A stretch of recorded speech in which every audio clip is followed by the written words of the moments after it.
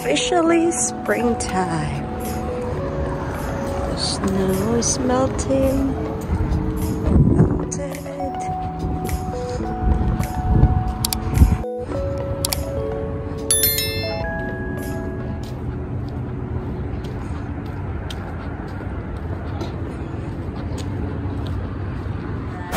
Ka na dito, in-approve nila, tapos hindi ka pala pwede sa PGWP. And that is...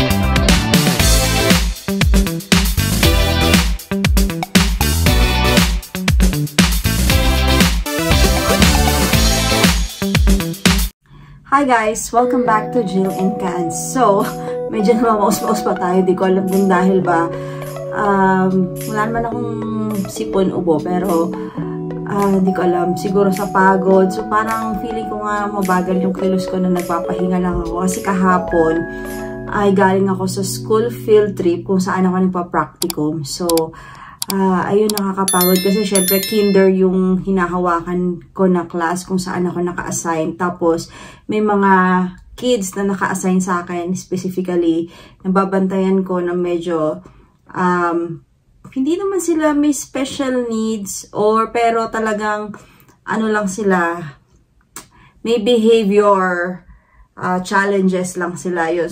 So yun, makakapagod talaga. Kaya siguro ganito yung boses ko. And then after nun, ay may work pa tayo sa kids gym. So parang so ngayon ay Thursday. Today is March 20, guys.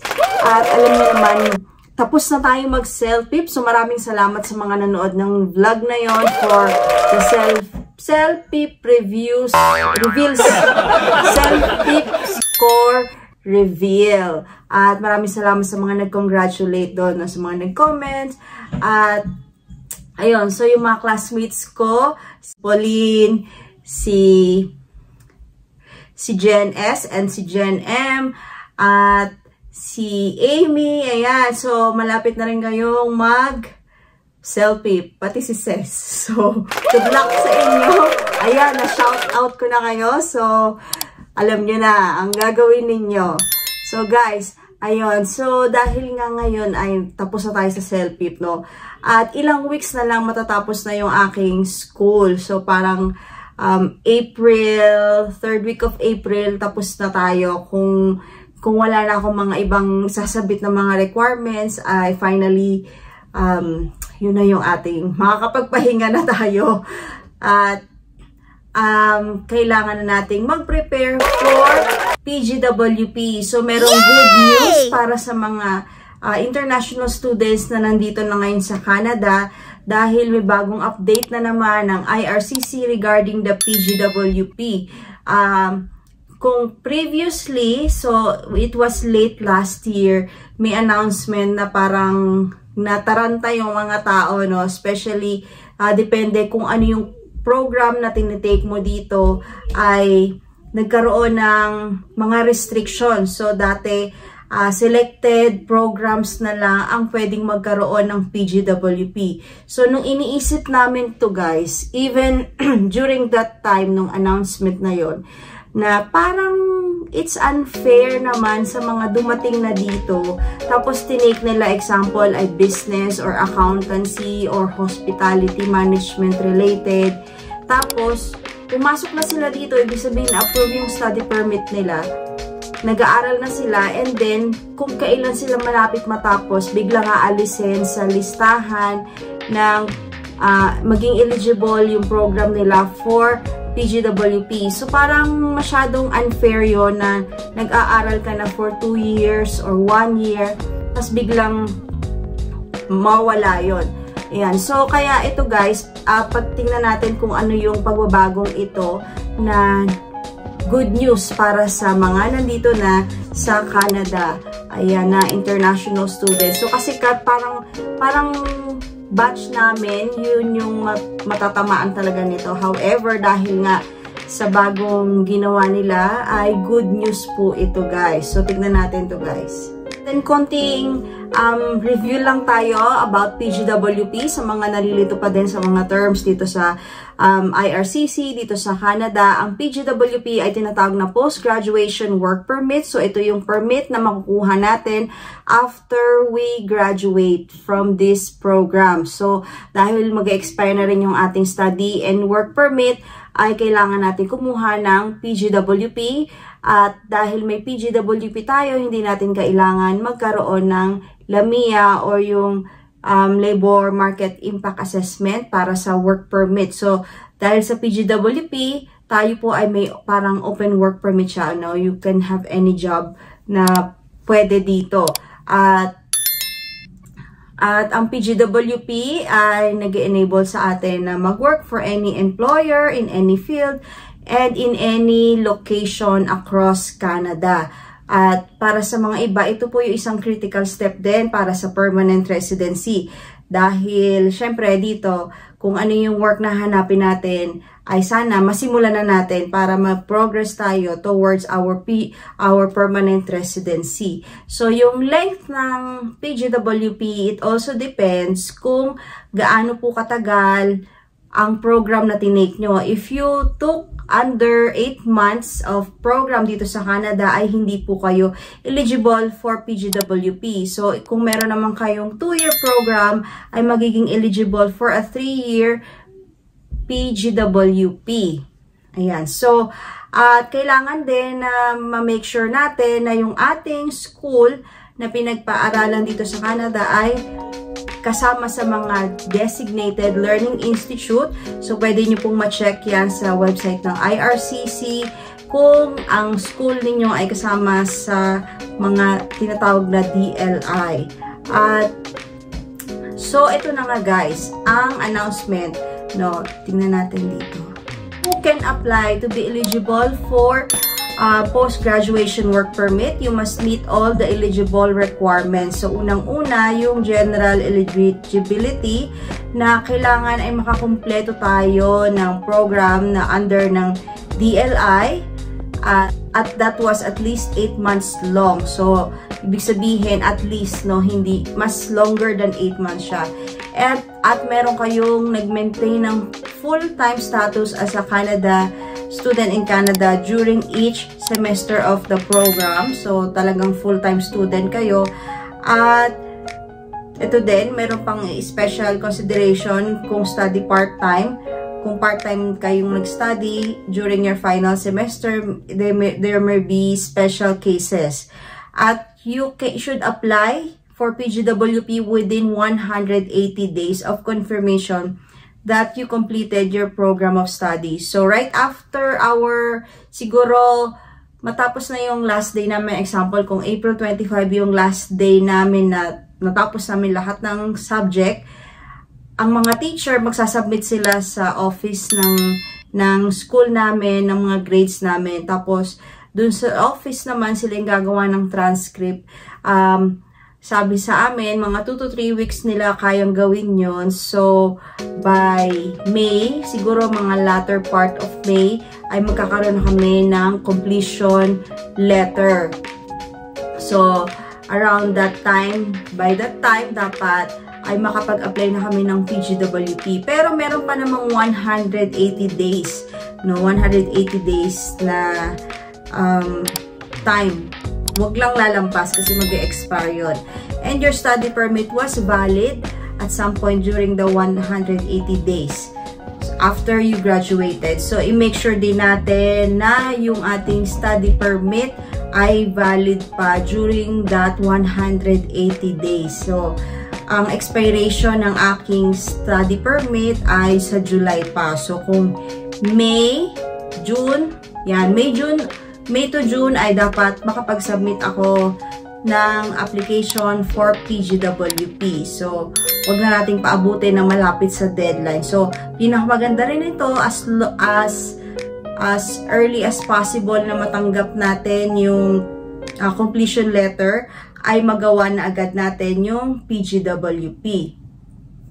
Ayan. So, yung mga eligibility requirements based on study program din, kailangan graduate ng bachelor's degree or master's degree or doctoral degree, graduate of any other university program, graduates from any other college, polytechnic, or non-university program, graduates from a flight school. At eligibility requirements based on physical location, kung inside Canada or outside Canada. So, tayo ay inside Canada. At ito na ang last, field of study requirements. So, may nakalagay ng if applicable. So, ano ba yung if applicable na ito? If your study program has a field study requirements, you must graduate from a program linked to certain occupations. So, ang field of study program, ito nga yung sinasabi ko kanina na ibig sabihin, yung tinitake yung program dito ay nasa list nila na yun yung nire-require nila na matapos mo. So, pero yun nga, mahirap nga na isipin na dumating ka na dito, in-approve nila, tapos hindi ka pala pwede sa PGWP. And that is very unfair din. Pero buti nga ay inayos nila ito na binigyan kung sino yung hindi na nangangailangan ng field of study requirements. So, sino ba itong mga ito na hindi nangangailangan ng field of study requirements? So, who doesn't need to meet that field of study requirements? Sabi dito, if one of the following applies to you. You submitted your PGWP application before November 1st, 2024, regardless of level of study. So, ito yung before pa, no, last year. So, na-announce kasi ito by that time na November 1. Pero, yung mga nag-submit before November 1, hindi nila kailangang magkaroon ng field of study. So, kahit anong program mo ay pwede kang makakuha ng PGWP. Tapos, kung nag-graduate ka rin from a PGWP eligible flight school, so ito yung mga pilot na courses, no? At yung graduated with a bachelor's degree, master's degree, or doctoral degree. So, yung mga nagtitake ng mga masteral, bachelor, doctoral degree dito sa Canada, hindi po nila kailangan ng kahit anong program in particular, no, para magkaroon ng PGWP. At ito yung para sa amin, you applied for a study permit before November 1, 2024. So, dahil nag-apply kami ng study permit nung dumating kami dito. So, around May? Or May, yeah, nung May. So, nung May kami nag-apply for study permit. Ayan, so 2023 pa yon. So, before November 1st, 2024, hindi mo kailangang ng study requirement. Siyempre, hindi mo alam, di ba, nag-enroll ka na dito, tapos biglang pagdating, hindi pwede yung course mo for PGWP. And, siyempre, importante na magkaroon tayo ng PGWP. What's the use of yung study natin dito if hindi natin magagamit sa application dito sa Canada yung napag-aralan natin, and also to build yung ano natin, yung hours natin and yung time natin towards gaining permanent residency. So, ayun guys, yung good news na ito na kung sino man yung mga under dito sa announcement na ito ay napakaganda kasi nagbigay siya ng katarantahan. So, nataranta yung mga iba na nandito na tapos ganyan yung program nila tapos wala sa listahan, di ba? Parang bakit ganon? Nandito na kami biglang hindi pwede. So, ngayon ay pwede na kahit hindi kayo kasama sa field of study requirement or hindi na tayo kasama sa field of study requirement. So, luckily din naman, ang disability studies ay kasama po dito if ever, no, for the future. So, yung mga papasok dito na magre-require pa rin ng field of study requirements. So, sino ba yung mga kailangan ng field of study? So, yung mga as of November 1, 2024, if your study program has a field of study requirement, you must graduate from a program linked to a certain occupations in long-term shortage. So, dapat ito na yung kasama sa mga field of study, no, yung mga nandito sa study program. So, medyo nakakalito siya. Tapos, pagdating dito, who doesn't need? Pero yung sa taas, as of November 1, if your study program has a field of study requirement, so medyo nakakalito siya. Pero kung pupuntahan natin yung who doesn't need to meet the fields of study requirements, ay dito medyo mas clear siya.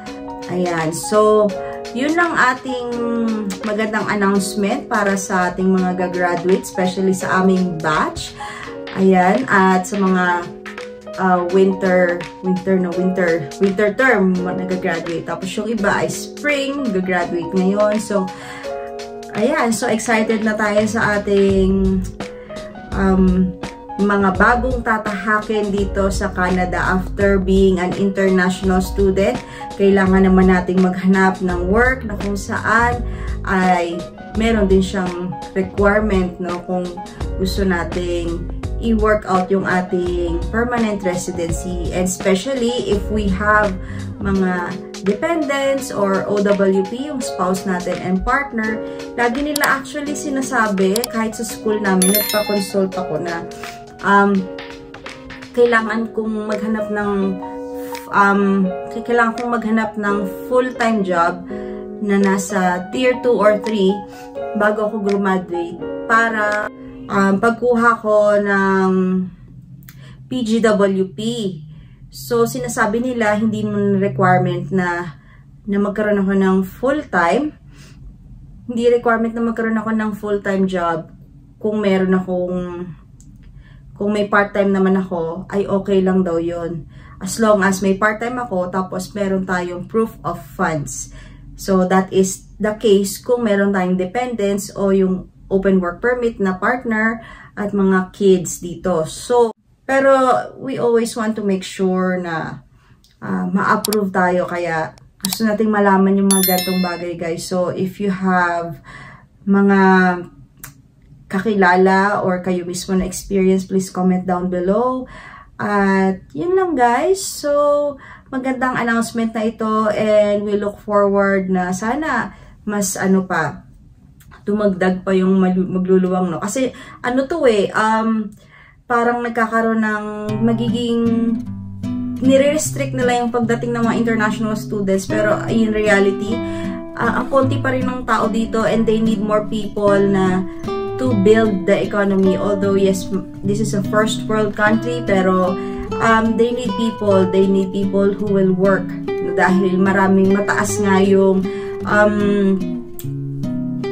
aging population dito sa Canada. So, ayun, kailangan nila ng mga working group of people talaga dito. So, and the international students is malaking tulong talaga in terms of pagkakaroon ng mga hinahire nila sa mga organizations or sa mga companies. Yun lang, guys. So, maraming mga bagay na kino-consider dito, and salamat na lang dahil sa announcement na ito. So, yun lang, guys, and kung meron kayong mga comments and suggestions, please comment down below, and please don't forget to like and subscribe to my channel, and please don't forget to share this video kung sino yung mga international students na nagpaplano or nandito na sa Canada who needs this information. Ayun lang, guys, and I'll see you in my next vlog. Thank you for watching. Bye!